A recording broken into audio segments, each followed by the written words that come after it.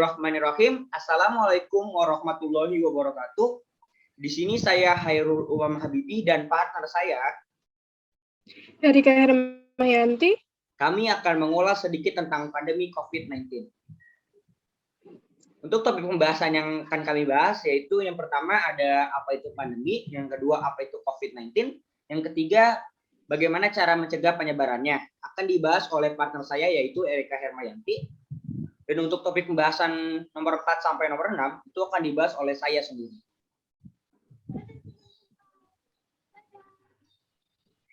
Baik, terima kasih, Umam.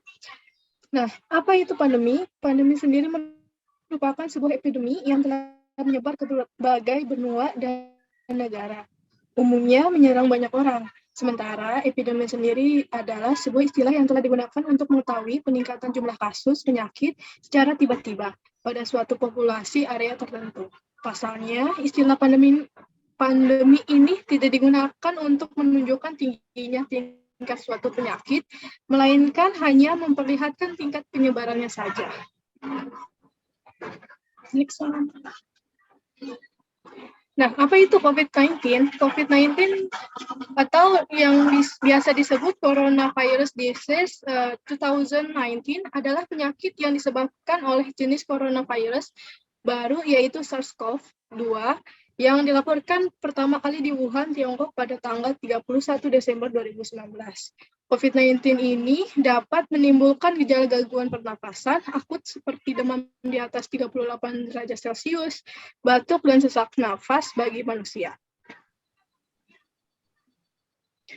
Nah, cara mencegah penyebarannya itu pertama, harus rajin mencuci tangan, kedua, menjaga jarak dan hindari kerumunan, ketiga, kenakan masker jika ingin keluar rumah, keempat, pakai hand sanitizer jika diperlukan, kelima, hindari kontak fisik ketika bertemu di luar rumah dengan teman, saudara, ataupun kerabat.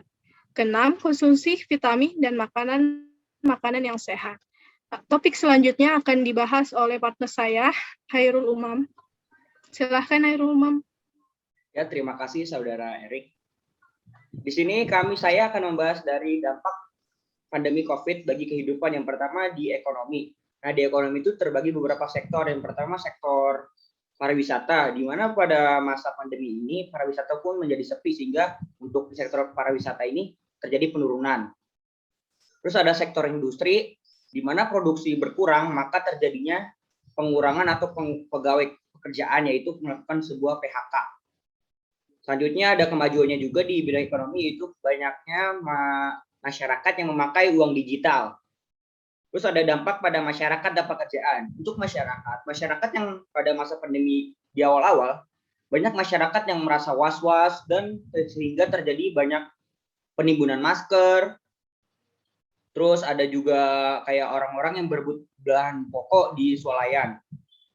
Terus untuk pekerjaannya, banyak masyarakat yang terkena PHK dan banyak juga orang-orang yang kehilangan pekerjaannya karena tempat dia bekerja sepi. Dan untuk positifnya itu banyak yang orang masih bekerja sehingga dia bisa bekerja di rumah. Untuk politik yang saya ketahui pada tanggal 23 September 2020 itu ingin diadakannya sebuah pemilihan umum, tetapi diundur sehingga dilaksanakan pada 9 Desember 2020. Untuk pendidikan, pada masa pandemi ini, semua pendidikan diberhentikan untuk belajar tatap muka, dikarenakan pandemi ini begitu masuk ke Indonesia, banyak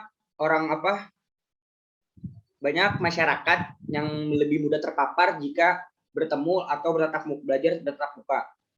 Sehingga sekarang salah satu caranya yaitu melakukan pembelajaran dengan di rumah atau secara virtual. Menurut saya dengan adanya pembelajaran virtual ini untuk pembelajaran kurang efektif. Selanjutnya ada diagnosis dan gejala coronavirus. Untuk mendiagnosis infeksi virus corona, dokter akan mengawali dengan amnesis atau wawancara medis. Terus dokter juga akan menanyakan gejala atau keluhan yang dialami. Selain itu, dokter juga akan melakukan pemeriksaan fisik, pemeriksaan darah untuk membantu menegakkan diagnosisnya. Terus untuk gejalanya yaitu ada hidung beringus, sakit kepala, batuk, sakit tenggorokan, demam, merasa tidak enak badan, terus nyeri dada dan sesak untuk bernafas. Terus selanjutnya ada pengobatan infeksi coronavirus. Yang pertama itu ada rawat inap di rumah sakit. Yang saya tahu kalau rawat inap itu untuk pasien-pasien atau orang-orang yang terinfeksi virus corona itu dengan tingkatnya yang begitu parah sehingga perlu perawatan di rumah sakit. Untuk yang kedua ada isolasi mandiri. Yang saya ketahui bahwa isolasi mandiri itu untuk masyarakat atau orang yang terinfeksi virus coronavirus dan dia masih bisa dirawat di rumah. Itu saja dari kami, kurang lebih terima kasih. Jangan lupa pakai masker. Kurang lebihnya mohon maaf. Wassalamualaikum warahmatullahi wabarakatuh.